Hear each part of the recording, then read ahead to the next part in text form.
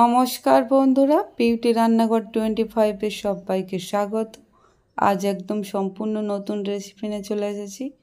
ভিডিওটি না টেনে সম্পূর্ণ দেখতে থাকুন। রেসিপিটার জন্য এখানে আমি জল নিয়ে নিয়েছি একটি পাত্রে, আর দুটো আলু ছাড়িয়ে কেটে কুচো কুচো করে নিয়েছি। দিয়ে দেবো কড়াইতে পরিমাণ মতো জল। এবার যে আলুগুলো আমি কেটে রেখেছিলাম সেগুলো এখানে অ্যাড করে দেব। দিয়ে একটা পাত্র এখানে চাপা দিয়ে দেব। এটা আমি কিছুক্ষণ সেদ্ধ হতে দেব। কিছুক্ষণ পরে খুলে দেখে নেব আলুটা সেদ্ধ হয়েছে কিনা। আলুটা একদম সেদ্ধ হয়ে গিয়েছে। এবার একটা ছাঁকনির সাহায্যে এগুলো আমি ছেঁকে তুলে নেব। এটা আমার তুলে নেওয়া হয়ে গিয়েছে। এবার এটা আমি একটু ঠান্ডা হতে দেব। যে আলুটা আমি তুলে নিয়েছিলাম সেটা এবার হাত দিয়ে এভাবে ম্যাশ করে নেব। আলুটা গরম আছে। এভাবে আলুটা আমি ম্যাশ করে নিয়েছি। এবার এখানে অ্যাড করে দেব একটা ছোট বাটির 1 বাটি ময়দা। দিয়ে যাব 2 থেকে 3 চামচ আরাউট। আমি এখানে আরাউট দিচ্ছি, আপনারা চাইলে এর জায়গায় কর্নফ্লাওয়ার বা কোকো পাউডার ব্যবহার করতে পারেন। এবার এখানে অ্যাড করে দেব সামান্য ধনেপাতা কুচি।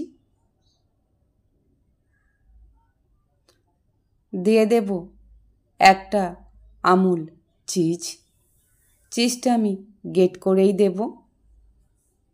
এখানে আমি আমুল চিজটা নিয়েছি। চিজটা আমি পুরোটাই দেব গ্রেট করে। চিজটা আমার গ্রেট করা হয়ে গিয়েছে। এবার এখানে আমি অ্যাড করে দেব গোলমরিচের গুঁড়া।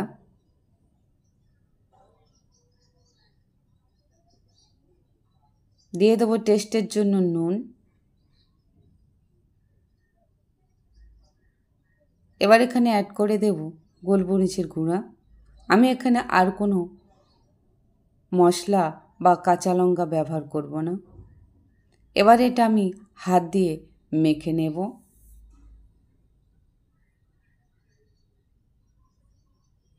যদি মনে হয় একটু জলের প্রয়োজন আছে তাহলে এখানে একটু হালকা জল দিয়ে দেব। আমার এখানে একটু জল লাগবে, তাই হালকা হাতে করে সামান্য জল আমি অ্যাড করে দিয়েছি, আপনারা দেখতেই পেয়েছেন। এভাবে আমি ডোটা বানিয়ে নিয়েছি সুন্দর করে। এবার একটা থালাতে আমি কিছুটা ময়দা দিয়ে যে ডোটা বানিয়ে রেখেছিলাম সেটা এখানে অ্যাড করে দেব, আর হাত দিয়ে চেপে এভাবে গোলাকৃতি করে নেব।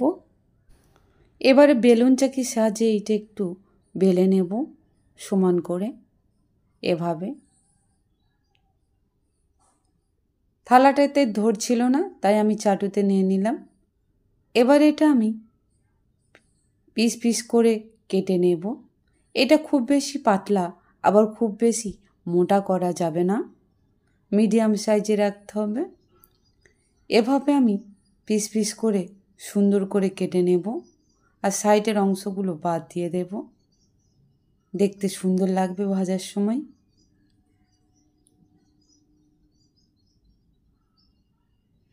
এভাবে আমি সবগুলো কেটে নিয়েছি। আপনারা দেখতেই পাচ্ছেন বন্ধুরা ঠিক কতটা সুন্দর লাগছে এগুলো। এবার একটা থালাতে এগুলো আমি ঢেলে নেব। এটা এভাবে সুন্দর করে সব কেটে নিয়েছি। দিয়ে দেব কড়াইতে পরিমাণ মতো সাদা তেল। তেলটা গরম হয়ে গিয়েছে। এবার যেগুলো আমি পিস পিস করে কেটে নিয়েছি সেগুলো এখানে একটা একটা করে অ্যাড করে দেব। এবার একটু খুন্তির সাহায্যে নেড়ে দেব। আর ঠিক কতটা সুন্দর হয়েছে দেখুন বন্ধুরা, আমি নিজেও ভাবতে পারিনি যে এটা এত সুন্দরভাবে ফুলবে। ঠিক কতটা সুন্দরভাবে ফুলেছে দেখুন বন্ধুরা। এভাবে উল্টে পাল্টে এগুলো আমি ভেজে নেব। এগুলো খুব বেশি কড়া করে আমি ভাজবো না, আবার খুব বেশি হালকা করেও ভাজবো না। এগুলো আমার ভাজা হয়ে গিয়েছে। এবার এগুলো আমি তুলে নেব।